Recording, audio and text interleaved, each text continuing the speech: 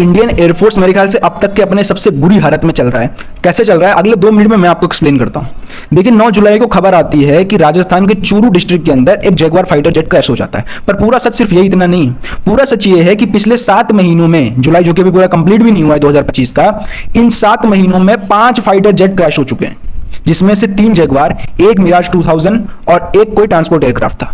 इतने jet crash हुए। अब सोचिए 3 जेट क्रैश होने के बाद भी जगुआर, अभी भी 80 Jaguar fighter jets Indian air force में ऑपरेशनल है। ये वही फाइटर जेट्स है जो इंडिया की एयरफोर्स में 1979 में आए थे और ये अभी तक चल रहे हैं, क्योंकि फ्रांस जैसी कंट्रीज 2005-2007 में अपने एयरफोर्स में से इन जेट्स को रिटायर कर चुकी हैं और इंडिया आज 2025 में भी उसको यूज कर रहा है। क्यों कर रहा है यूज, मैं आपको बताता हूं।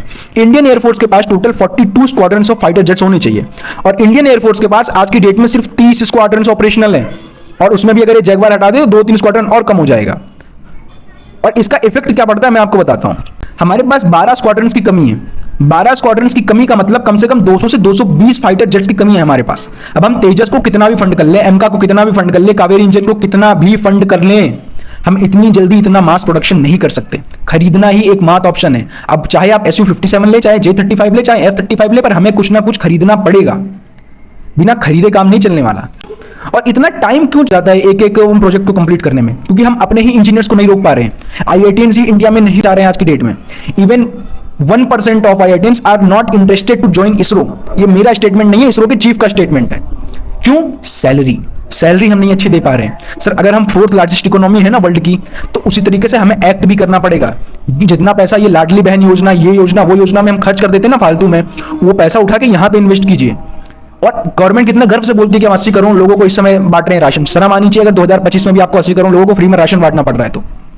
सुप्रीम कोर्ट ने भी कहा था कि ये फ्रीबीज बंद कर दीजिए और पैसा सही जगह इन्वेस्ट कीजिए। हमारा पड़ोसी मुल्क पाकिस्तान, भिखमंगा जिसके पास कुछ नहीं है, उसके पास भी 5th जनरेशन के 40 एयरक्राफ्ट इसी साल के एंडिंग में आने वाले हैं, इसी साल के एंडिंग में। और हमारे पास 200 से 300 एयरक्राफ्ट की कमी है। पता नहीं इंडियन गवर्नमेंट क्या कर रही है।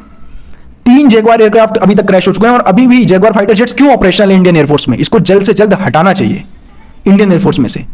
Follow for more updates. जय हिंद।